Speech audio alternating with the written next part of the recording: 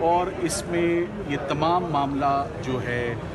NCA کے پیسے attach کرنے کا، سپریم کورٹ آف پاکستان کے اکاؤنٹ میں پیسے بھیجنے کا، اور خاص طور پہ جو سیٹلمنٹ ایگریمنٹ ہوتا ہے بٹوین ملک ریاض فیملی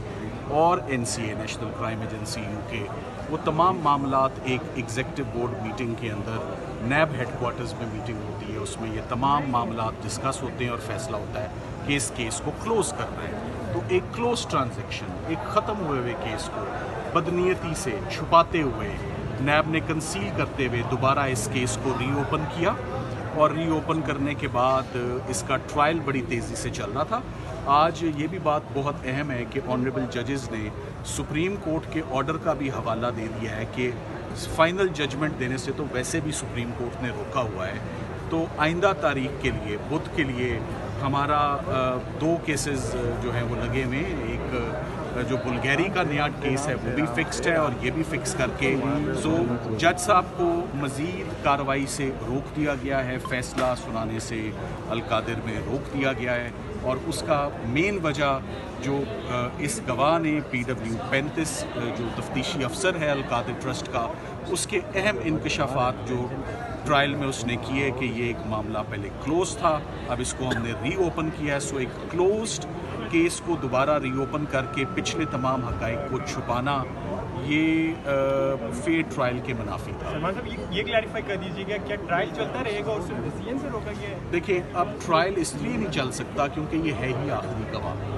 تو مزید اس میں جب تک اب کارروائی اور اسلام آباد ہائی کورٹ فیصلہ نہیں، میں ساتھ ساتھ آپ کو یہ بھی بتاتا چلوں، ہمارا کوئی ایسا پروگرام نہیں ہے کہ ہم اس کو بلا وجہ اس کو لنگر آن کریں یا اسٹال کریں۔ یہ آئندہ تاریخ پر نیب اپنی اسسٹنس دے دیں، ہم اپنی اسسٹنس دے دیں، ہم نے تو کبھی بھی جب اسسٹنس کی بات ہوئی ہے ہمیشہ دی ہے، تو انشاءاللہ نیب آ جائے ہم آ جائیں گے، مگر مین بات یہ کہ بدھ والے دن جو نیچے القادر ٹرائل ہے اس میں فیصلہ سنانے سے ٹرائل کورٹ کو روک دیا گیا، اور سٹیج وہی آ چکی ہے جو فیصلہ سنانے والی ہے، یہ جج صاحبان نے اپنے آرڈر میں لکھا ہے، اور سپریم کورٹ کا بھی حوالہ دیا ہے کہ فیصلہ سنانے سے تو سپریم کورٹ نے بھی روک رکھا ہے، اس کی بھی آج آرڈر میں اس کو حصہ بنایا۔ توشہ خانہ 2 بھی آج جو ہے اس میں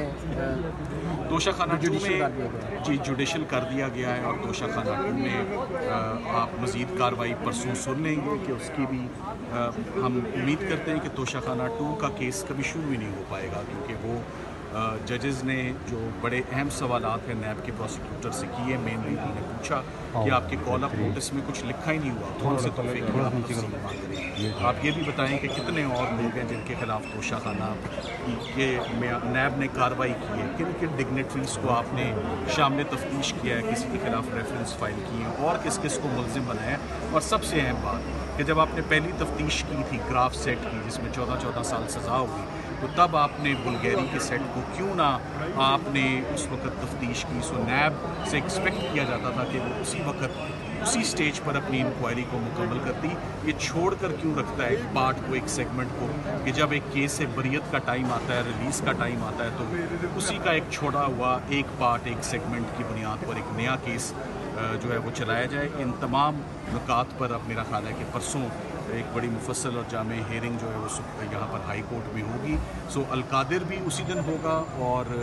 بلغیری سیٹ کا کیس بھی اسی دن انشاءاللہ ہوگا۔ اچھا سلمان صدر صاحب، ذرا سادہ الفاظ میں بتائیے گا، آج جو روک دیا گیا ہے کسی بھی فیصلہ سنانے سے، اس سے فائدہ کیا ہوگا آپ لوگوں کو، PTI کو؟ خان صاحب دیکھیے، اس سے سب سے بڑا فائدہ تو بدنیتی تفتیش میں جو ہوئی ہے وہ ہوگی کہ مثال کے طور پہ بہت سارے ایسی باتیں جو میں کراس ایگزامینیشن اپنا یہاں ریویل تو نہیں کر سکتا، مگر اس سے بہت فائدہ ہوگا۔ ایک کیس جیسے جج صاحبان نے ایک